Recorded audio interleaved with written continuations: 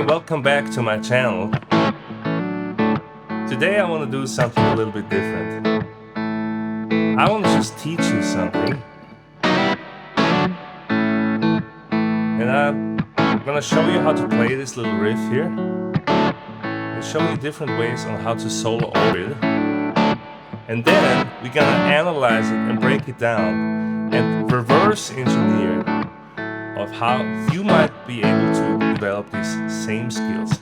At least, at the end of this lesson, you will know exactly what it actually takes to play something like this, be groovy, and have good tone. Are you ready?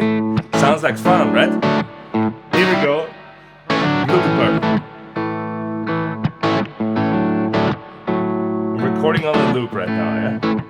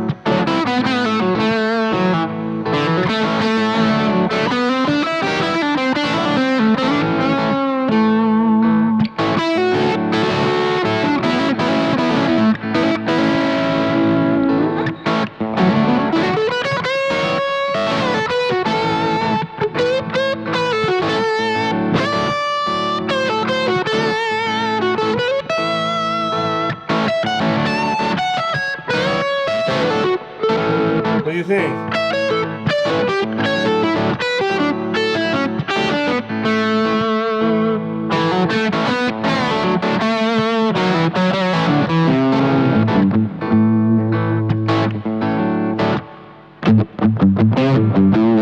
Yes! So welcome again here to my YouTube channel. My name is Ulrich, and I've made it my mission to teach you in a practical way on how to improvise and express yourself better. Awesome. So let's talk about this little riff here.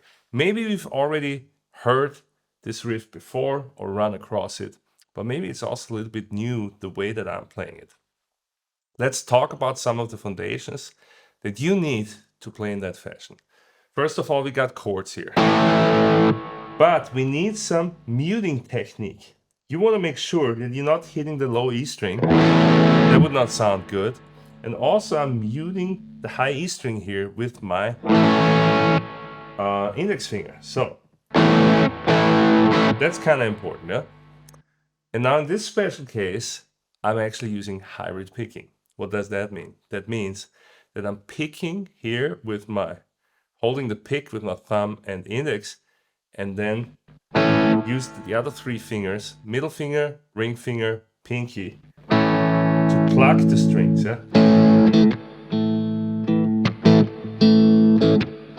And I have this rhythm going. That's kind of like a backbeat slap rhythm, yeah? So how can you practice this? I would start like this.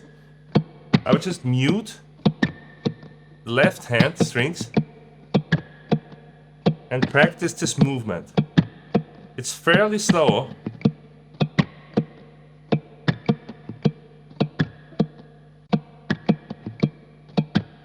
Does that make sense? Now, if that's a little bit too difficult for you because you're still like an advanced beginner or so, yeah, then just practice this first. Start there first, yeah? 1, 2, 3, 4.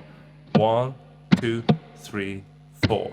1, 2, 3. You know, the weird thing is that when you make this accent, you pluck and the hand goes away from the fretboard. That can be a little bit counterintuitive at first, yeah? Does that make sense?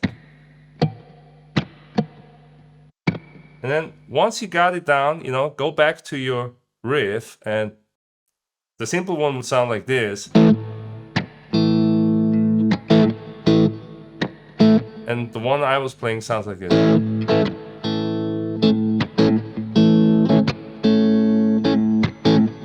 Right? Awesome. All right, so here comes the next step. The next step is to add another chord. And the chord I'm gonna add here is, that's an A major, right?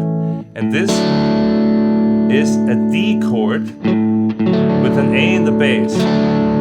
You'll hear bands like AC/DC or CC Top, bunch of bands use those kind of chords, yeah? Or the Free, All Right Now, right? It's also very similar. So I'm changing back and forth between those two chords, A and D with A in the bass. And then I'm actually hammering on those left hand notes, yeah? It sounds a little more elegant, yeah? So play.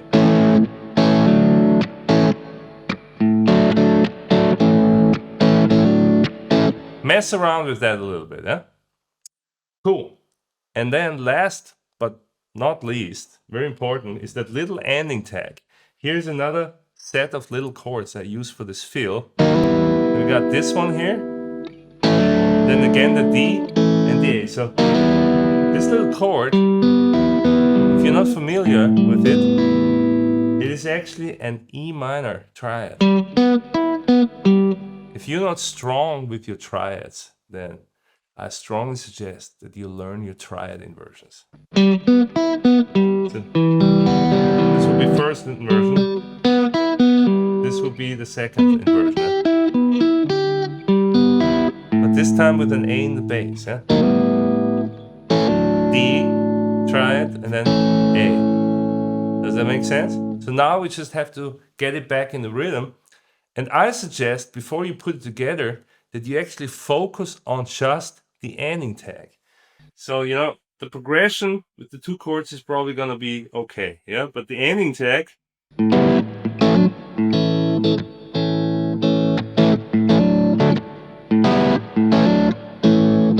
give that some extra reps, yeah? In general, whatever causes you problems or is more complex needs extra reps. On the turnaround, you can also do some rhythmical improvisation and see what variation you like the best. Cool. So if you have that riff down, then already congratulations, because I really believe that playing good rhythm guitar is actually more important than being able to play some fancy leads. So the rhythm goes first. That's a very important list. Let's assume you're fairly good with this. Have you ever recorded a riff like this on a looper? Are you good enough? Do you have good independence, coordination that you can step on the loop exactly on the one? Well, that will be the next thing to practice. And you can use a simple one button looper like the one that I'm using here. All right, so here's my loop. And what we're gonna do next, we're gonna play a super simple solo with just 2 notes or maybe 3 notes. We're gonna start out of the root notes and just the F sharp. And I just wanna focus on the rhythm. Maybe gonna add the E note here too. Just those 3 notes. Let's see if you can make those 3 notes groove over this riff.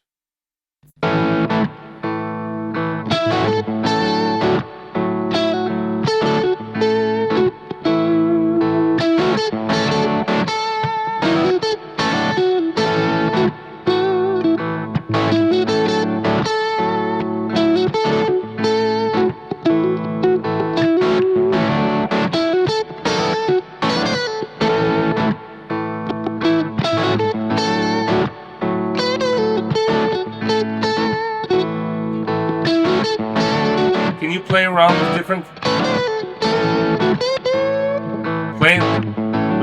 rhythmical placements?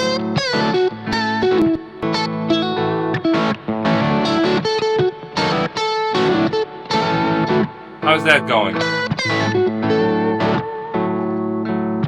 You'll see that's actually more difficult than you think for most people. Yeah? Awesome. So if you're at that point, then you're already in really good shape. I would say learn this first, and then in the next lesson, we're going to break it down in little small chunks today. Learn this first and solo over it. And we're going to do something really fun here. I'm going to provide a link down below here.